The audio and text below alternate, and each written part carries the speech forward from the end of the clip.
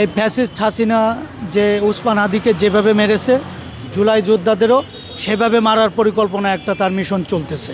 তার একটাই অপরাধ ছিল, ফ্যাসিস্টের বিরুদ্ধে কথা বলতো। আমরা আর কোনো হাদিকে বাংলার মাটি থেকে আর হারাতে চাই না। তা আসলে এই ধরনের সুযোগ আর কখনো দেওয়া যাবে না।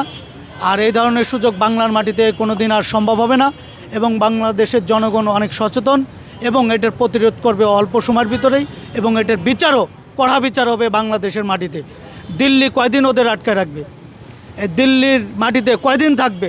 আমি মনে করি এই মুহূর্তে যে পরিস্থিতি বিবেচনা করে দিল্লির থেকে এই উসমান হাদির খুনি দোসরদের বাংলার মাটিতে ফেরত দেওয়া এবং বাংলার মাটির জনগণের হাতে তুলে দেওয়া, এটার বাংলার মাটির জনগণই বিচার করবে আমি মনে করি। আমাদের উসমান হাদি এমন একটা স্মরণীয় ব্যক্তি ছিল যে আমাদের বাংলাদেশের গণতন্ত্রের মানুষের আকাঙ্ক্ষার ছিল এবং ভালোবাসা যে সৃষ্টি করে গেছে, ভালোবাসা তৈরি করে গেছে, তাকে কখনো ভোলার মতন না।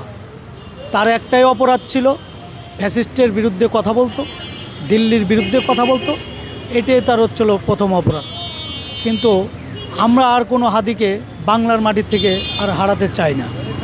এই হাদির দোসরদের, যারা হাদির হত্যাকারী, যারা দোসর, এদের দিল্লির মাটির থেকে এনে অতি দ্রুত এবং কঠোরভাবে প্রেশার দিয়ে দিল্লির মাটির থেকে এনে বাংলাদেশের জনগণকে বুঝিয়ে দিয়ে জনগণ এটার বিচার করবে, প্রশাসন না।